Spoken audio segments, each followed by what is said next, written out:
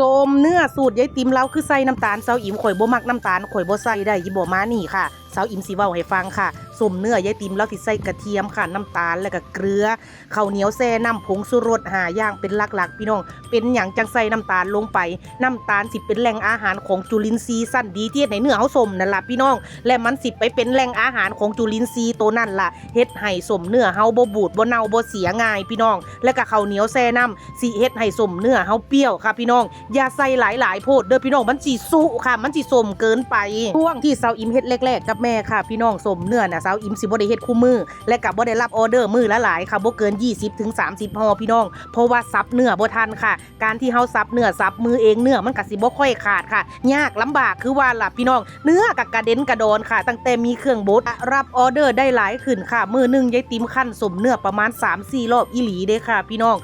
ทุกรอบบ่ต่ำกว่ารอบละ30ห่อค่ะต้มเนื้อยายติ๋มสิมีความกลมกล่อมค่ะเปรี้ยวกำลังดีคันผู้ใดมักส้มหลายวางไว้ในอุณหภูมิห้องน่ะ2มื้อค่ะพี่น้องจังเอาไปแช่ตู้เย็นสิเก็บได้นานค่ะเป็นอาทิตย์เลยค่ะพี่น้องคันผู้ใดบ่มักส้มค่ะซื้อไปแล้ววางนอกตู้เย็น1คืนและก็เก็บไว้ในตู้เย็นค่ะเหมาะกับการเอาไปเป็นของขวัญของฝากค่ะช่วงนี้เทศกาลสงกรานต์เนาะพี่น้องมาแต่กรุงเทพค่ะอยากหาของฝากเพิ่นค่ะเก็บได้กินนานๆแน่พี่น้องมาสั่งส้มเนื้อยายติ๋มก็ได้ค่ะหรือว่าถ้าผู้ใดอยากจะคั่นเองก็มาเบิ่งคลิปสาวอิ๋มได้ค่ะสาวอิ๋มบ่เคยหวงสูตรค่ะยายติ๋มเราสิบอกสูตรทุกขั้นตอนเลยพี่น้องแล้วที่สำคัญค่ะส้มเนื้อยายติ๋มเราสิห่อด้วยใบตองและก็มัดตอก3อันเท่านั้นค่ะพี่น้องเป็นหยังจังห่อด้วยใบตองสิซอยกักเก็บความซุ่มซื่นให้เนื้อเฮาบ่แห้งบ่กระแดงค่ะพี่น้องแลกกับเวลาไปย่างก็สิมีความหอมของกลิ่นใบตองพี่น้องเวลาไปย่างโดยใบตองพี่น้องสามารถย่างทั้งตอกทั้งใบตองแบบนั้นได้เลยค่ะสิมีความหอมสิมีความชุ่มฉ่ำมีความจุ๊ซี่มากๆเลยค่ะพี่น้องส้มเนื้อยายติ๋มมีแต่ใบตองจริงบ่หลอกตาค่ะ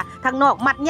หญ่ๆทั้งในบ่มีอดเนื้อนี่ค่ะพี่น้องพิสูจน์กันให้เห็นเลยค่ะว่าใบตองมีแค่2สั้นจริงๆค่ะข้างในก็เป็นส้มเนื้อโคโลอยู่พี่น้องมีแต่ตอนส้มเนื้ออีหลีค่ะ